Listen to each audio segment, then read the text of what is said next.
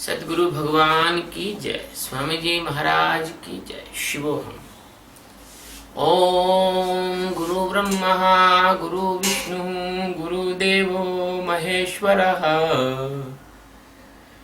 गुरु साक्षात् परब्रह्म तस्मै श्री गुरुवे नमः।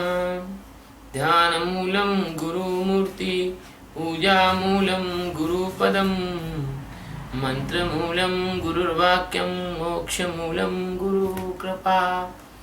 ये जो सूत्र है गीता का, ये 32वां सूत्र है, 32 और पहले अध्याय का। इसमें ये कहा है, अर्जुन भगवान श्री कृष्ण से कहता है, वो एक दलील देता है, वो एक तर्क देता है।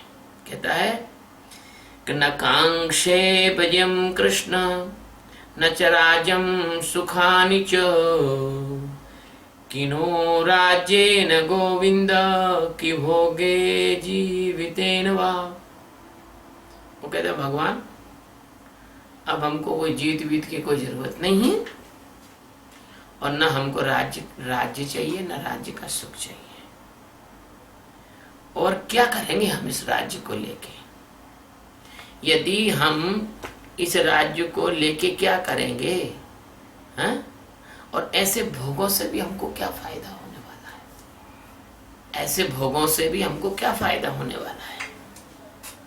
देखा, एक जिज्ञासु कभी कभी कहता है, गुरु महाराज हमें नहीं चाहिए ज्ञान में, मोक्ष मोक्ष कुछ नहीं चाहिए।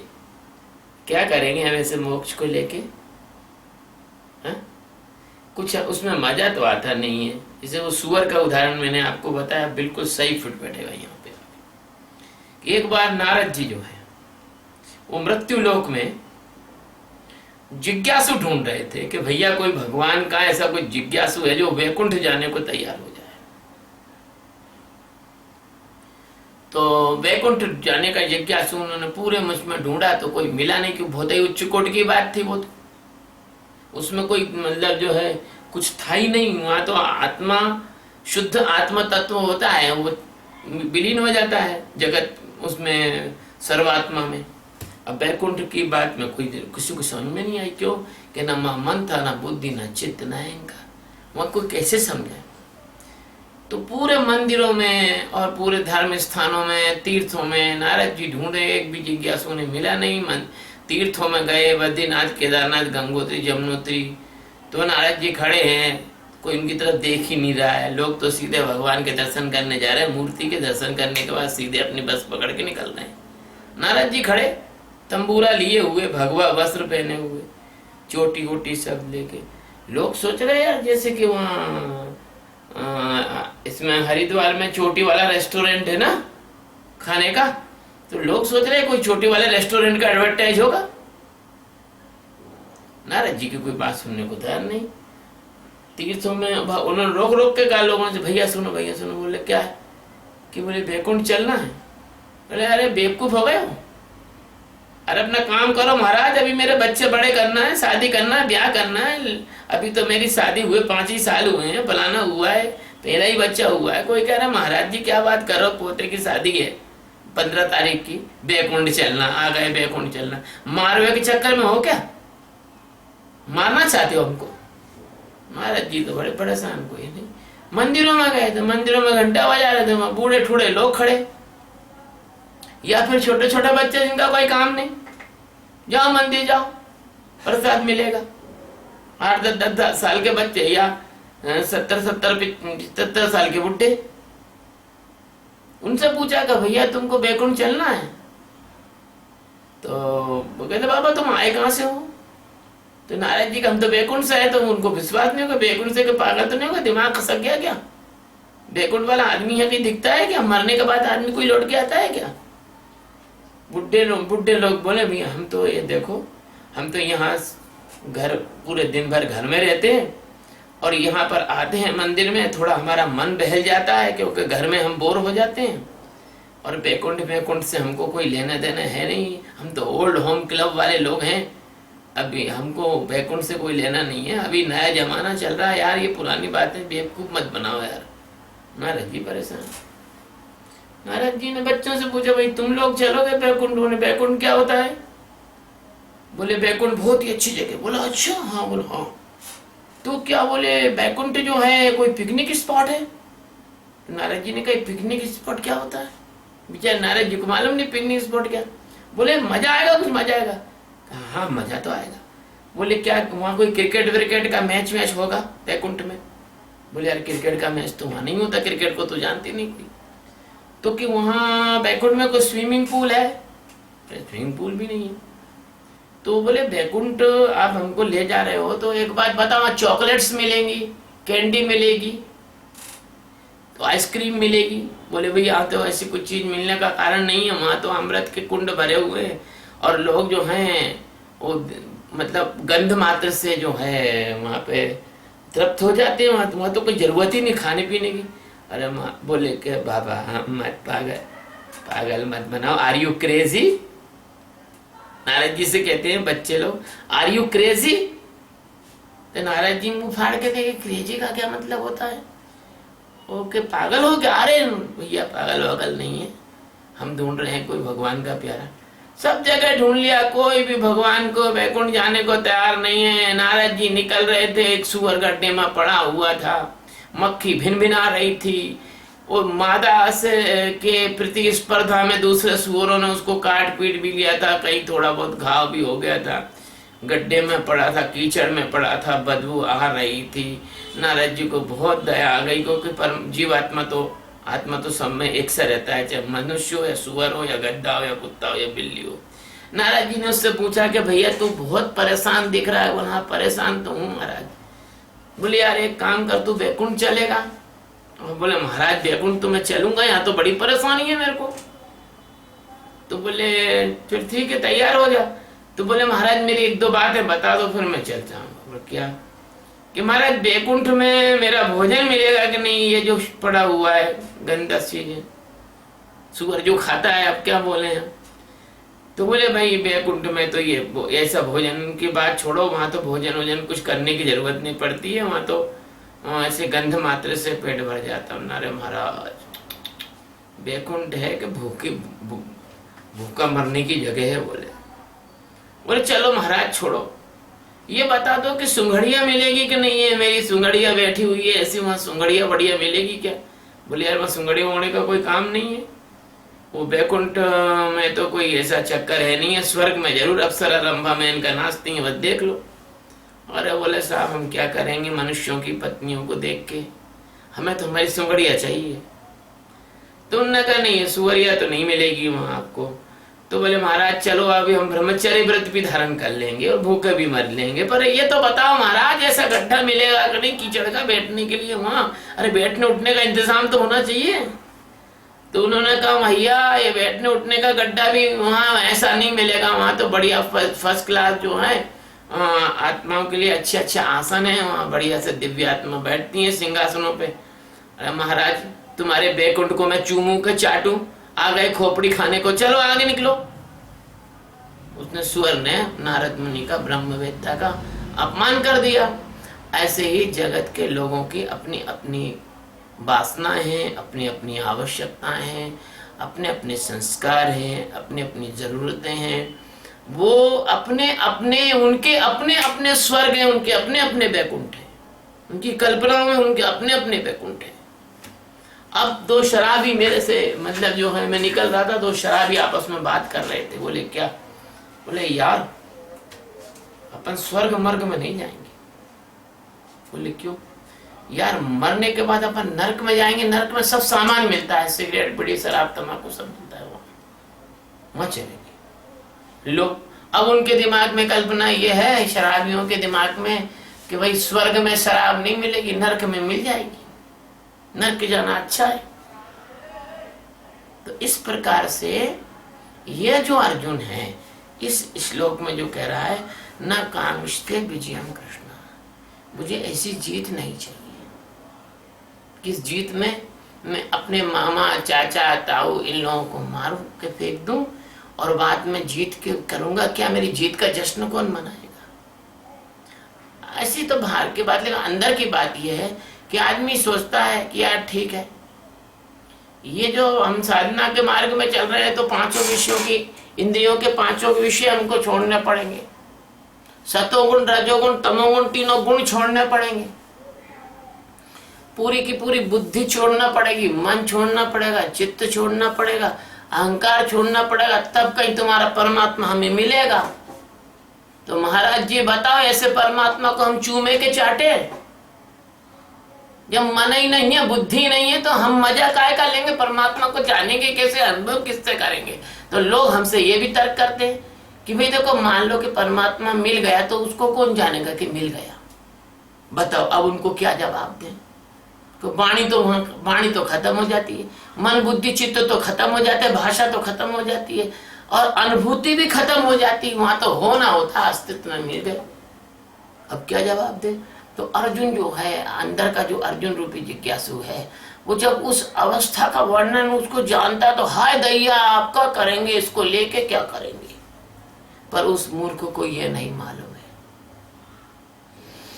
कि ये जो जिसको वो चाचा, मामा, ताऊ या मजा या इंद्री समझ रहा है, ये केवल स्वप्न की माया है। किसी महापुरुषों ने कहा, जैसा सपना नींद का ऐसा है संसार। कैसे? कि जब आप सो जाते हैं तो ये संसार, जो आपका संसार व्यवहार है, जैसे आप BSNL में MD है, तो आपका जो BSNL में मैनेजिंग डायरेक्टर होना, ये आपका वहां पर कोई काम नहीं आता। जब आप नींद में बिस्तर में सो गए, तो चाहे BSNL का MD सो जाए, या अमेरिका का राष्ट्रपति सो जाए, या कोई घनसू भिखारी सो जाए, तीनों की एक सी अवस्था है। घनसू भिखारी का भिखारी बन गया, अमेरिका के राष्ट्रपति का राष्ट्रपति बन गया, और तुम्हारा MD बन गया। तीनों का नींद खत्म कर देती है। अब नींद के बाद एक स्वप्न अवस्था होती है। स्वप्न अवस्था में मन थोड़ा सपने दिखाता है। अंदर से जो सोया हुआ व्यक्ति पड़ा रहता है, उसके अंदर पूरा का पूरा नगर बसाता है। संकल्प के द्वारा उसको बिल्कुल यथार्थ सपना ऐसा लगता है, बिल्कुल सच लगता है सपना, एकदम सच लगता है सपना।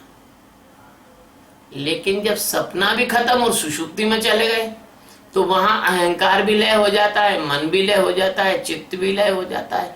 लेकिन जब सुसुप्ति से आप जागते हो, तो आपको एक कोई चीज होती है, वो सुसुप्ति को जानती है। वो चीज क्या है जो सुसुप्ति को जानती है कि आज हम अच्छे से सोए? तो वो जो सुसुप्ति में भी नहीं सोती, जो जागृत अवस्था में भी नहीं खोती, और जो स्वप्न अवस्था में स्वप्न में नहीं खोती, उस अवस्था का नाम है परमात्मा का अस्तित्व, या परमात्मा, या आत्मा, या जीवन मुक्त अवस्था, या संबोधि, या बुद्धत्व। तो वो जो अवस्था है, जो जागृत, स्वप्न और सुसुप्ति के बाद जो तुरी अवस्था है, उसको तुरी अवस्था भी कहते हैं लोग, उसको जीवन मुक्त अवस्था भी कहते हैं।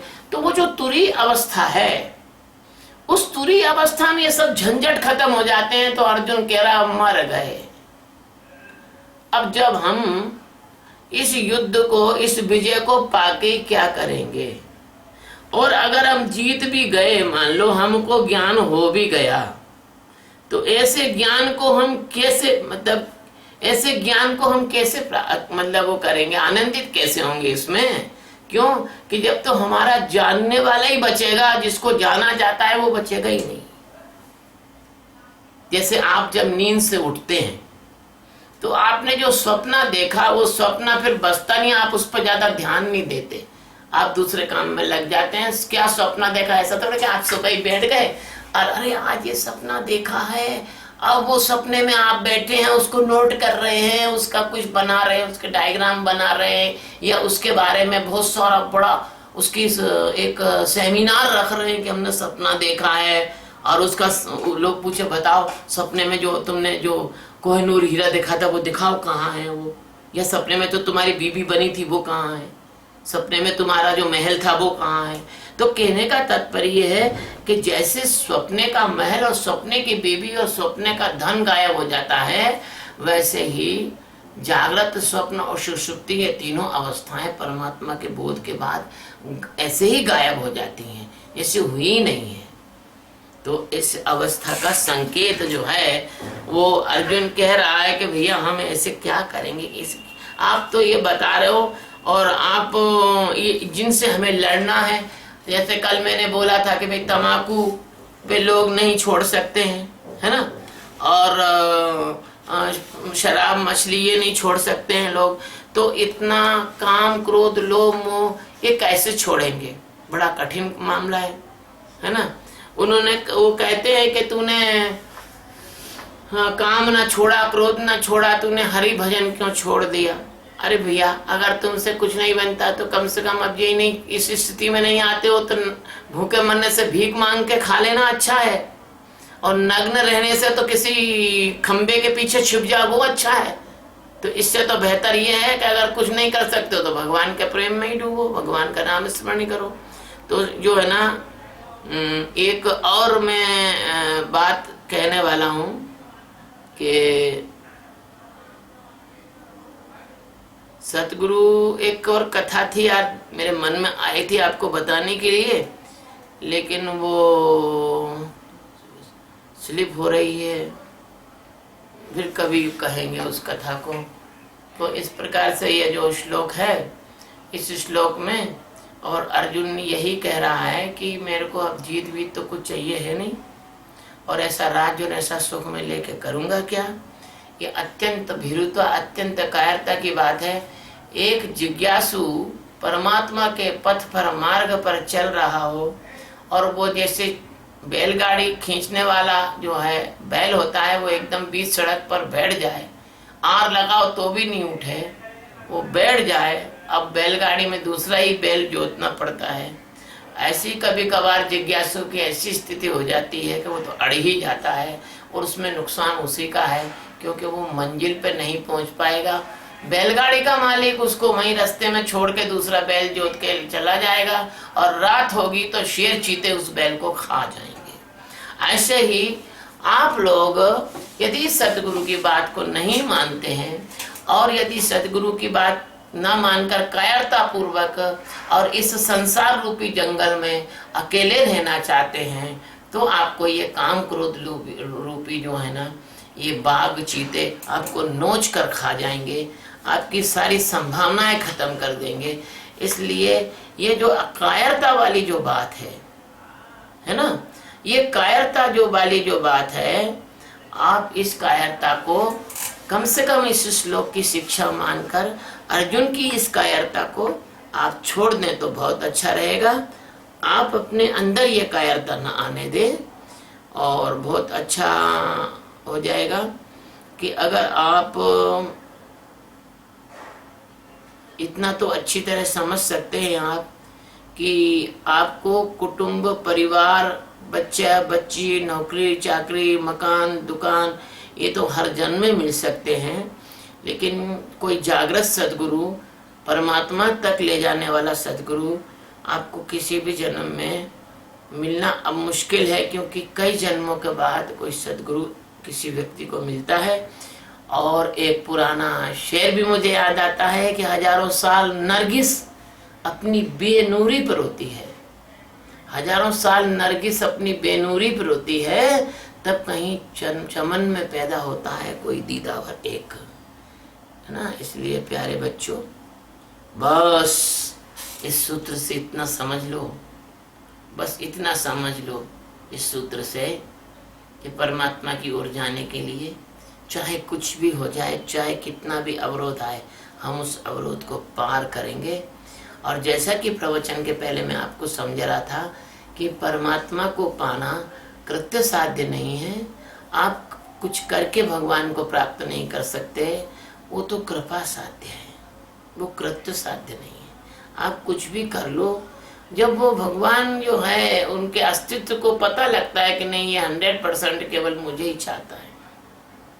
जब आपका डिवोशन देखते हैं, मेरे को थोड़ी सी छोटी सी बात कहना है कि यदि कोई लड़का किसी लड़की से प्रेम करता हो, और यदि उस लड़की को ये भरोसा ना हो कि ये बल मेरे से ही प्रेम करता है, वो किसके और अफेयर भी हैं, अगर ऐसा उसके दिमाग में हो, वो लड़की आपसे शादी नहीं कर सकती, कभी नहीं कर सकती। और यदि उसको भरोसा हो जाए कि अरे ये बिल्कुल मेरे को ही चाहता है बस, और किसी को नहीं चाहता, लेकिन उन लड़की को तो आप बेवकूफ बना सकते हैं, पर भगवान को आप बेवकूफ नहीं बना सकते, क्योंकि वो अंतर्यामी है, वो सब जानते हैं, सब में होकर सब जानते हैं। सर्वधी साक्षी हुतम, सबकी बुद्धियों के वो साक्षी हैं, है ना। चींटी के पग नेवर बाजे तो भी साहिब सुनता है, कबीर दास जी ने कहा है। तो आप लोग अगर ईमानदारी से 100% परमात्मा से प्रेम यदि करने लग जाओ तो मैं गारंटी देता हूं आपको इसी जन्म में परमात्मा का साक्षात्कार हो जाएगा, अगर 100%। और फिर मैंने प्रवचन के पहले कहा कि भगवान कैसे परीक्षा लेते हैं, तो भगवान अपना प्रतिनिधि भेजते हैं सदगुरु के रूप में। वो देखते हैं कि सदगुरु के साथ कैसा व्यवहार करता है, उनकी कितनी सेवा करता है, उनका कितना ख्याल रखता है, उनको उनकी पीड़ा को अपनी पीड़ा समझता है कि नहीं, उनकी सेवा करता है कि नहीं, उनके भोजन की चिंता करता है कि नहीं, उनके वस्त्र की चिंता करता है कि नहीं, वो जो कहते हैं उस पर चलता है कि नहीं, वो ध्यान सिखाते वैसा ध्यान करता है कि नहीं, अपना अपना दिमाग तो नहीं चलाता है, उनकी बात को काटता तो नहीं है, उनकी बात का खंडन तो नहीं करता है, इसका मन तो खड़ा नहीं होता है जब सदगुरु बोलते हैं, तो ये प्रतिरोध तो नहीं करता है। तो तब कहीं वो देखते हैं तुम्हारा डिवोशन। अरे भैया, पहले बड़ा आदमी कहीं जाता है, प्रधानमंत्री कहीं भाषण देने या कहीं विजिट पे जाता है, तो पहले उसके कोई पहले 1-2 दिन 4 दिन पहले कोई लोगों को भेजा जाता है कि देखो क्या व्यवस्था है। प्रधानमंत्री वहां पहुंचता है, उसके पहले व्यवस्था देखी जाती है ना, उसकी सुरक्षा बहुत चाक चौबंद की जाती है। ऐसे ही जब परमात्मा तुम्हारे अंदर उतरता है तो तुम्हारे अंदर परमात्मा उतरने के पहले तुम्हारी सारी व्यवस्थाएं ठीक ठाक करना पड़ती हैं। राम का अवतार हुआ था तो पहले देवी देवताओं ने अवतार ले लिया था, हनुमान जी इत्यादि आ गए थे, अंगद सुग्रीव भी आ गए थे, भगवान राम बाद में आए थे, है ना। वीआईपी बाद में आता है, पहले उसकी वीआईपी की व्यवस्था में लोग लग जाते हैं, एसपी, डीएसपी, कलेक्टर, कमिश्नर, मुख्यमंत्री सब लग जाते हैं वीवीआईपी के लिए। तो फिर जब तुम्हारे संसार में इतनी व्यवस्थाएं चलती हैं तो परमात्मा के जगत में क्या व्यवस्था नहीं चलती होंगी। अरे लेश मात्र भी तुम्हारे अंदर अगर कोई गंदगी होगी, लेश मात्र भी तुम्हारे अंदर कोई कमजोरी होगी, लेश मात्र भी तुम्हारे अंदर जो है अच्छे से ईमानदारी से तुम मतलब ध्यान वगैरह नहीं करते होगे, तो परमात्मा प्रकट नहीं होता है फिर। इसलिए किसी महापुरुष ने कहा है कि जैसे 100 डिग्री पर पानी उबलता है ना, जैसे दीपक को जलाना है तो दीपक से दीपक जले, बीज वृक्ष से होए, ऐसे सतगुरु ज्ञान से नहीं करते जीवन मोक्ष। तो ऐसे आप लोगों को अगर जीवन मुक्त होना है तो भैया 100% आपको समर्पण परमात्मा के चरणों में करना होगा, है ना। इसलिए आज का सूत्र इतना ही होता है। फिर अपन कल प्यार से और अगला 32वां सूत्र कल लेंगे अपन, और जितना भगवान की कृपा हुई उतना आपको बता दिया है ना। शिव।